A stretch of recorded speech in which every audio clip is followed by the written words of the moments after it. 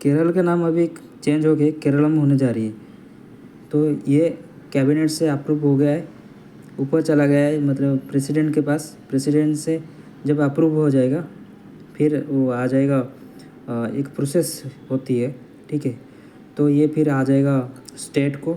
State में जो भी चीज़ें हैं उसको पहले देखेंगे, जो जो चीज़ है इसमें सही है कि नहीं। उसके बाद फिर आएगा पार्लियामेंट को आएगा। पार्लियामेंट में ये अमेंडमेंट के तौर से पेश किया जाएगा और उसके बाद एक्ट में होके निकल के आएगा, ठीक है। तो ये इस पे इसको देखते हुए जो अप्रैल और मई में होने जा रही है इलेक्शन केरल में, तो उसको ध्यान देते हुए ये चीज़ हो रही है। और ये जो केरल के नाम चेंज हो के केरलम, ये केरल गवर्नमेंट अमेंडमेंट किया था उसके स्टेट के। तो ये हुआ था 2026 में। उसके बाद अभी उसको पास किया गया है कैबिनेट में, और कैबिनेट से गया है प्रेसिडेंट के पास, और प्रेसिडेंट से अप्रूव होके ऐसे फिर आएगा स्टेट के पास। स्टेट में जो भी चीज़ें हैं उसको देखा जाएगा। देखने के बाद ये फिर जाएगा पार्लियामेंट को। पार्लियामेंट में जाने के बाद वो अमेंडमेंट के तौर पे पार्लियामेंट को जाएगा। फिर वहाँ पे ये एक्ट के तहत हो जाएगा, एक एक्ट हो जाएगा, ठीक है। और एक चीज़ है, ये सभी इन्फॉर्मेशन पहले आया था कैसे कैसे मिनिस्ट्री के थ्रू क्रॉस कर रहा है, ये भी मैं बता रहा हूँ। पहले इंफॉर्मेशन ब्रॉडकास्ट मिनिस्टर के पास ये चीज़ इन्फॉर्मेशन आया है, मतलब वो लिए, और इसके बाद वो होम अफेयर के पास गए। होम अफेयर इसको जब भी जो भी चीज़ें, ये सभी चीज़ जो हो रही है ना, वो होम अफेयर के अंडर में चीज़ें हो रही है, ठीक है। तो होम अफेयर के अंडर ये जाएगा। होम अफेयर के अंडर जाने के बाद ये होम अफेयर भी अप्रूव करेगा। अप्रूव जब करेगा तो ये फाइनलाइज हो जाएगा, ठीक है। और ये एक दूसरा चीज़ है, ये तो अमेंडमेंट के तौर पे निकल कर आएगा। फिर ये जो चीज़ चेंज हो रही है, और जो जैसा पहले इसका केरल का नाम था, ये सभी आर्टिकल के थ्रू भी चेंजेस हो रही है। जैसे कि आर्टिकल 2 के तहत ये पहले क्या हुआ था, आर्टिकल 1 के तहत ये हुआ था, केरल स्टेट हुआ था।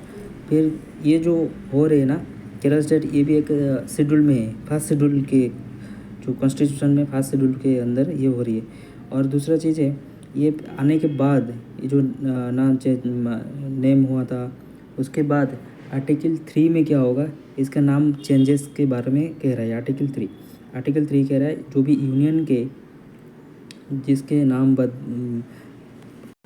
बदलना है और जो भी चीज़ें करना है, बाउंड्री को बढ़ाना है घटाना है, तो ये सभी चीज़ें के ऊपर आर्टिकल 3 देखती है, ठीक है।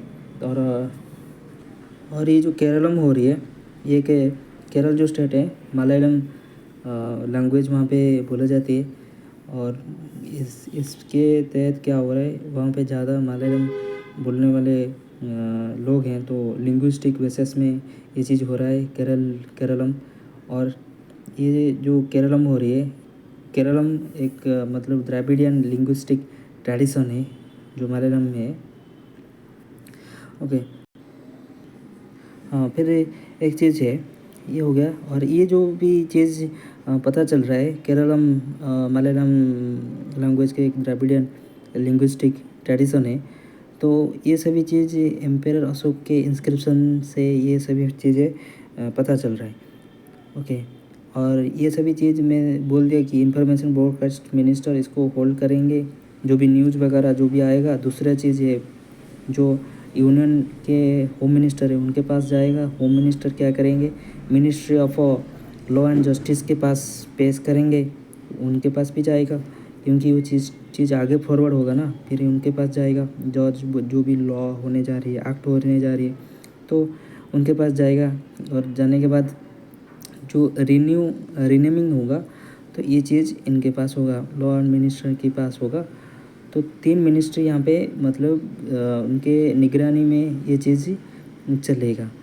और ये चीज़ को ध्यान रखना। और मोस्टली यहाँ पे केरल में मलयालम बोली जाती है, तो इसको लिंग्विस्टिक बेसिस में इसके नाम भी चेंज करने जा रहे गवर्नमेंट, ओके।